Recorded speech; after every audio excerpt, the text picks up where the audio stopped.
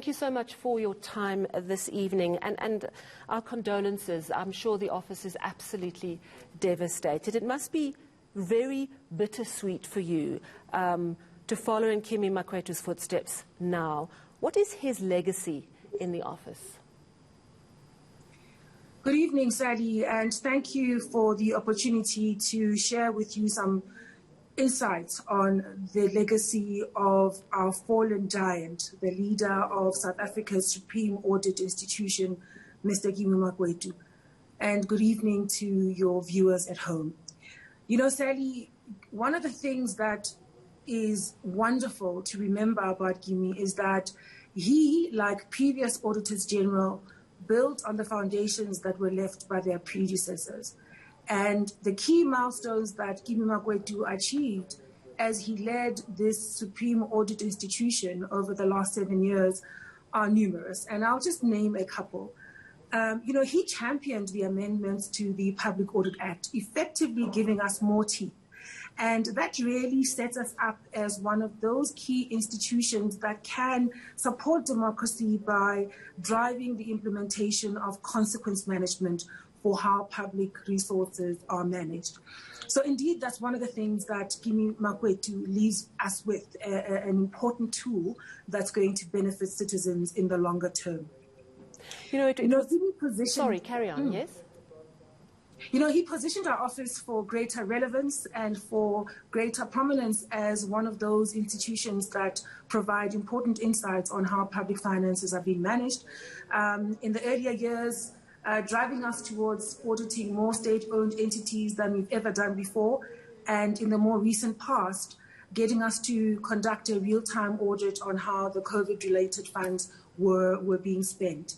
And those are some of the key milestones of what Kimi Makwetu has helped us to achieve. And of course, he's also built on the key foundations of professionalism and of building a world-class institution that is enjoying the respect of its peers across the globe. There are a number of things I could say about my fallen boss, but I will keep it to those for the moment, Sally. Well, thank you for sharing that. You know, I was thinking of him today when I was reading through the charge sheet in the asbestos Free State case, because the role of the Auditor General actually came up in July 2015. It was the Auditor General that flagged that contract for the asbestos removal was definitely dodgy, and it seems it was just ignored. You know, after that flagging, 139 million went on to be spent on this project, which we now see in court today. And yes, everyone is innocent until proven guilty, but there were so many red flags that were ignored. Is your job a frustrating one at times? Our job is frustrating when we don't get listened to. And with these amendments, that's going to change. So in 2015, we really had no power to follow through on what happened following our audit. Now it's different. But also, what's interesting, Sally, is to observe how in this moment now, there is a greater level of input by other state institutions playing their own role in driving consequence management, so that indeed, not only do we have to rely on the new amended act and the powers that are attached with it, but also we have the benefit of playing a complementary role with other institutions of state. What would you be able to do now under this new amended act? Let's go back to 2015 and imagine that you had those powers. You flagged that this asbestos contract is definitely problematic. You're ignored. What do you do? What are you able to do? What we'd be able to do now, which we couldn't do then, is that following the completion of our audit and the compilation of our audit report and the tabling thereof in the provincial legislatures, now we can follow up to ensure that the accounting officer, because that's who is supposed to actually implement the consequences, conduct an investigation on what we flagged as a problematic contract, to stop the payment thereon fairly quickly, so that we protect resources quickly and you're not trying to chase after them 5 years after the fact. And also what we would have been able to do is to stay with the matter and continue to follow up and refer the matter for investigation if the accounting officer didn't act, and eventually issuing a certificate of debt in the name of the accounting officer who had failed to act.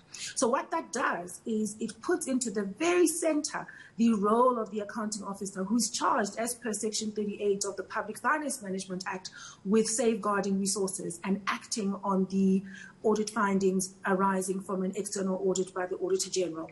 So with these new powers, we will be able to follow up on how the matter was being dealt with instead of leaving it at the conclusion of the 2015 audit.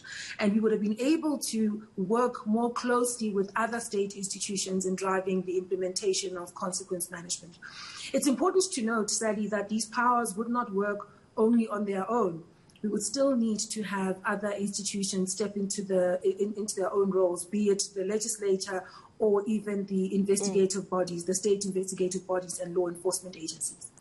I'd like to know a little bit more about you. You know, we know Kimi Makwetu has left such an incredible legacy. It sounds like the Auditor General's office is one with great institutional memory, because he was an acting AG for a while, then became AG. You've been acting for a long time, now you're AG. So it sounds like it's a well-organized office that has its act together. What did he teach you about leadership? Are you going to be a very different kind of leader? You know, I had the privilege of serving under Kimi Makwetu for a full 8 years. Initially, when he was still Deputy Auditor General, I reported to him and I was heading up the Audit Services Unit. And after that, when he became AG, I was then promoted to the role of Deputy AG. So I've had 8 years of working with this fantastic, patriotic, capable leader who was a great steward of our institution, and I've been able to observe a number of things from him which I will definitely take forward.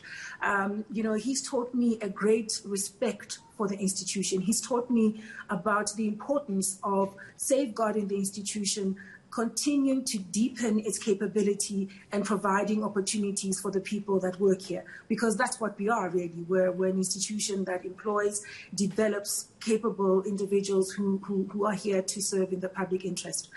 I will always remember Kimi Makwetu for the courage with which he led this institution and the courage that he displayed right until the very end, of continuing to show up, of continuing to maintain the values of independence, of ethics, of competence, of technical competence, and also not being afraid to try new things. And of course, as I step into the role, I will be bringing my own leadership capabilities and my own leadership style. But there are a number of things that I've learned from Kimi Makwetu that I will certainly be taking forward. Well, we look forward to more good work coming from the Auditor General's office under your guidance. Thank you so much for sharing your memories of him and chatting to us this evening on ENCA.